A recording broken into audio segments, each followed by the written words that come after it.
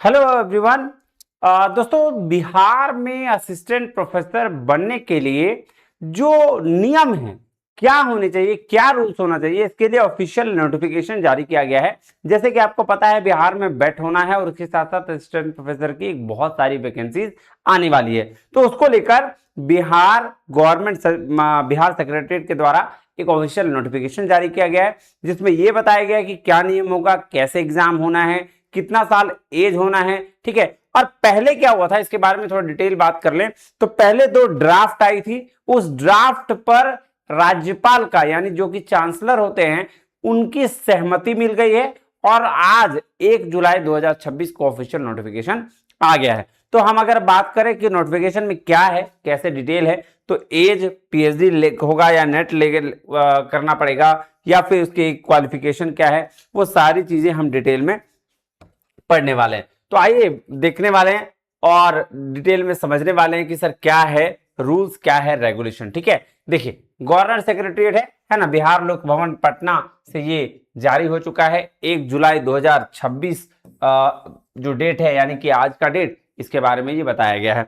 अगर मैं बात करूं आगे की, तो देखिए सिंपल इस नोटिफिकेशन में ये फर्स्ट पेज है, इसमें लिखा हुआ है कि भैया हमने 4 वीसीज को भेजा था कि नोटिफिकेशन जो ड्राफ्ट था कि देखिए इसमें सही है या गलत है। तो यहाँ से नोटिफिकेशन जो है वो आ गया और उसके बाद सहमति जो है वो किसकी मिल गई है सर? चेयरमैन की, चेयरमैन बोल रहा हूँ, चांसलर की सहमति मिल गई। और चांसलर की सहमति मिलने के बाद 1 जुलाई से असिस्टेंट प्रोफेसर का जो कॉन्ट्रेक्चुअल है या रेगुलर बेसिस पर है, उसके लिए जो रूल्स रेगुलेशन है वो इसमें मेंशन है और वो आज का डेट दिया हुआ भी है, आप देख सकते हो, है ना। एडिशनल चीफ सेक्रेटरी गवर्नमेंट का, देखिए 1/7/2026। ठीक है। चलिए हम बात कर लेते हैं बेसिक चीजों का, जो जो इस आपके लिए जरूरी है। तो अगर हम बात करें, सबसे पहले शॉर्ट टाइटल और डेफिनेशन दिया रहता है, जिसमें हमें बहुत ज्यादा दिमाग लगाने की जरूरत है नहीं। मेन बात मैं आपको बता देता हूं, पहले कुछ कुछ चीजें जो इसमें बताई गई है। सबसे पहला प्रोसीजर, अपॉइंटमेंट का प्रोसीजर क्या होगा। तो सबसे पहले जो वैकेंसीज है पूरे ओवरऑल इंडिया के लिए होगी, है ना। ये बात आपको जानना जरूरी है कि भैया कहां के लिए होगा, इंडिया के लिए। और ये as appointment of assistant professor regular और कॉन्ट्रेक्चुअल दोनों के लिए रूल बना गया है। और इस रूल में क्या है, आइए हम देखते हैं। सबसे पहला अगर हम बात करें तो मास्टर डिग्री होनी चाहिए, यानी कि जो हम पीजी करते हैं वो डिग्री होनी चाहिए 55% मार्क्स का। कितना मिनिमम, कितना 55%। अगर जनरल के लिए अगर हम बात करें तो रिलैक्सेशन 5% का दिया गया है। जो एससी ईबीसी नॉन क्रिमिलेयर के है ना, उसके लिए 5% का रिलैक्सेशन भी दिया गया है। अगर हम और भी बात करें तो आपको क्वालिफिकेशन क्या होना चाहिए, तो या तो आपका नेट होना चाहिए, है ना, नेट हो, स्लेट हो, बिहार स्लेट, है ना, या फिर पीएचडी। अगर आपका पीएचडी है 2009-2016 के रेगुलेशंस के हिसाब से, तो आप पीएचडी डिग्री भी मान्य है, फिर आपका नेट सेट से आप एग्जाम्प्ट रहेंगे। ठीक है ना, तो ये बात ध्यान में रखिएगा। अच्छा, पीएचडी डिग्री वाले जो लोग होंगे उसके लिए कुछ बातें रखी गई है कि भैया पहला तो आपका ओपन सेशन होना चाहिए पीएचडी का, 2 एक्सटर्नल एग्जामिनर होने चाहिए, है ना, ये देखिए। प्लस जो आपका पेपर जिस पीएचडी के लिए जो आपने थीसिस दिया है उससे रिलेटेड 2 रिसर्च पेपर होने चाहिए, 2 सेमिनार कॉन्फ्रेंसेस आप अटेंड किए हुए होने चाहिए।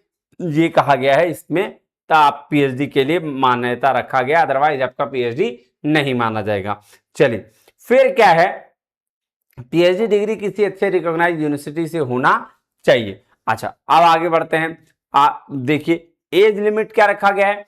एज लिमिट की बात करें तो मिनिमम 43, मिनिमम जो है 21 और मैक्सिमम 43 एज रखा गया है असिस्टेंट प्रोफेसर के लिए, है ना। फी जो होगा वो फी आपका कमीशन डिसाइड करेगा, जैसा कि बिहार स्टेट यूनिवर्सिटी एक्ट में कहा गया। अच्छा, अब सिलेक्शन जो क्राइटेरिया होगा वो कैसे होगा सर, इसका बात देखिए। रिटन एग्जामिनेशन होगा 3 घंटे का, जिसमें 175 नंबर के क्या होंगे, आपके एग्जाम होंगे। और इंटरव्यू 25 नंबर का होगा, जिसमें 13 नंबर आपके पूछे जाएंगे टीचिंग स्किल से, है ना, जो आपको टेस्ट किया जाएगा इंटरव्यू बोर्ड के द्वारा ऑन स्पॉट, है ना। और teaching skill demonstration shall be mandatory video. अब जो 13 नंबर का जो आपका इंटरव्यू होगा ना, उसको रिकॉर्ड भी किया जाएगा, ठीक है। और 12 नंबर का जो होगा वो आपके बेस पर होगा, आपके लॉजिकल थिंकिंग के बेस पे होगा। तो 25 का इंटरव्यू और 175 का एग्जाम। एग्जामिनेशन जो होगा सब्जेक्टिव होगा और एनेक्चर 1 के हिसाब से होगा। एनेक्चर 1 में ये मेंशन है कि आपके कितने नंबर का कौन एग्जाम होगा, जैसे 1 नंबर का, 2 नंबर का, 3 नंबर का, 8 नंबर का, ऐसे एग्जाम होने वाला है। तो वो आपको डिटेल में हम आगे नीचे बताएंगे, ठीक है। चलिए, जो और सिलेबस जो रखा गया है, syllabus shall be same as the NET का, जो नेट का सिलेबस है उसी के बेस पर होगा, है ना, तो याद रखिएगा। चलिए अब आगे बढ़े। हाँ जी सर, देखिए जो कैंडिडेट शॉर्ट होगा, है ना, वो होगा उसके परफॉर्मेंस के आधार पर, जैसा रिटर्न में परफॉर्म करेंगे वैसे उसका आपका सिलेक्शन होगा। नंबर ऑफ कैंडिडेट जो होगा, इंटरव्यू 1:3 के रेशियो में बुलाया जाएगा। 1:3 का रेशियो मतलब क्या हुआ कि सर 3 लोग अगर पास किए हैं, है ना, तो आपका क्या होगा सर, 1 का सिलेक्शन होगा, है ना, ये वही बात कह रहा है, ठीक है। इंटरव्यू बोर्ड का भी गठन होगा जिसमें आपके इंटरव्यू होगा, ठीक है। अब आगे बढ़े, मेरिट लिस्ट जो है रेगुलर अपॉइंटमेंट का कैसे होगा, तो सर वो मेरिट लिस्ट बनेगा सिलेक्शन के बेस पर, जिस हिसाब से एग्जाम निकलेगा, तो ये रेगुलर के लिए था। अगर हम बात करें कॉन्ट्रेक्चुअल का, तो कॉन्ट्रेक्चुअल का सिलेक्शन एपीआई के बेस पर होगा, एकेडमिक परफॉर्मेंस इंडिकेटर बोलते हैं। अब वो एपीआई कैसे सेलेक्ट होता है वो नीचे दिया गया है, हम अब इसको देखिएगा, ध्यान से समझ में आ जाएगा। चलिए देखिए, कैलकुलेशन एपीआई का अगर हम बात करें तो रिसर्च के आपके नंबर होगा मैक्सिमम 22, पीएचडी के 11 नंबर मिलेंगे, जेआरएफ के 11 और नेट के 8। और अगर आपने दोनों कर रखा है पीएचडी प्लस नेट तो आपके 19 नंबर हो गए, और पीएचडी प्लस जेआरएफ तो आपके 22 नंबर हो गए, ठीक है। अब फिर पोस्ट ग्रेजुएशन पर वैसे ही 80 से अबव अगर नंबर है तो आपका 26 नंबर मिलेगा, 70 से 80 के बीच में परसेंटाइल है, आपका परसेंटेज है तो 23, और उसी हिसाब से नीचे आप देखिए 20, 17 और 17 मिलेंगे पोस्ट ग्रेजुएशन यानी मास्टर्स के। उसके बाद ग्रेजुएशन में भी दिया गया है ना, 17 नंबर 80 से ऊपर वाले का, 70 से 80 का 15 और 60 से 70 का 13, है ना, वैसे ही दिया गया। 10+2 का 13 नंबर दिया गया है मैक्सिमम।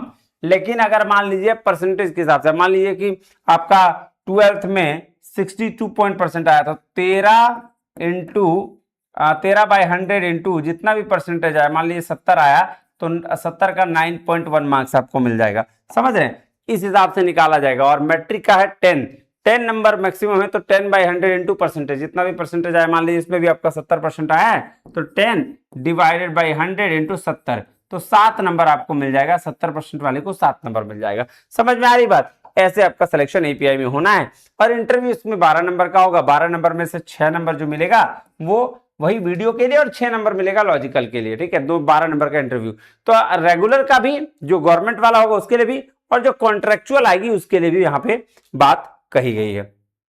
अब मैं आपको डायरेक्ट लेके चलता हूं जहां पे ये दिखाया गया है कि भाई कितना नंबर का कौन सा क्वेश्चन पूछा जाएगा, ठीक है ना। आइए मैं आपको दिखा देता हूं, देखिएगा, ये देखिए एनेक्सर 1 में, अब ध्यान देखिएगा, वेरी शॉर्ट टाइप आंसर जो है वो 20 क्वेश्चन पूछा जाएगा, 1 नंबर का होगा ये, और 20 मार्क्स हो गया। 15 क्वेश्चन जो है वो 2 नंबर का पूछा जाएगा 30 मार्क्स के लिए, और फिर 15 क्वेश्चन 3 नंबर का पूछा जाएगा 45 मार्क्स के लिए, और 10 क्वेश्चन जो है वो 8 नंबर का पूछा जाएगा 80 मार्क्स के लिए, और 175 का ऐसे क्वेश्चन पूछा आपसे जाएगा एग्जाम में, ठीक है। अब देखिए 20 नंबर वाला जो 1 नंबर वाला क्वेश्चन जो है वो 1 नंबर के लिए, मतलब 1 नंबर वाला क्वेश्चन कितने के लिए होगा सर, आपका ट्रू फॉल्स हो गया, है ना, या फिर आपका फिलिंग द ब्लैंक्स हो गया, 1 वर्ड वाला आंसर हो गया, ऐसे, ठीक है। इस तरह की चीजें आपको देखने को मिलेंगी, ये डिटेल में बताया गया है। और नीचे जो एनेक्सर 2 में दिया गया है वो कितने परसेंटेज लोग सेलेक्ट होंगे, जैसे अनरिजर्व का 40% सीट रहेगा, 36.5 बैकवर्ड, ईबीसी 34, और ये हो गया 32%, ठीक है। चलिए, तो ये आपको देखने को मिला बिहार असिस्टेंट प्रोफेसर की पूरी रूल और नियम। जैसे ही वैकेंसी आ जाएगी बैट की तैयारी भी करेंगे हम, और इसकी भी तैयारी करेंगे, ठीक है। चलिए, तो थोड़ा सा वेट कर लीजिए, बैट और असिस्टेंट प्रोफेसर के लिए जो लोग भी पीजी किए हुए हैं, जो नेट दिए हैं, या अगर नेट नहीं भी दिए हैं तो बैट की तैयारी करिए और आराम से आप निकाल सकते हैं, ठीक है। चलिए, आज के लिए इतना ही, मिलता है अगले वीडियो में, तब तक के लिए बहुत बहुत धन्यवाद, थैंक यू वेरी मच, जय हिंद।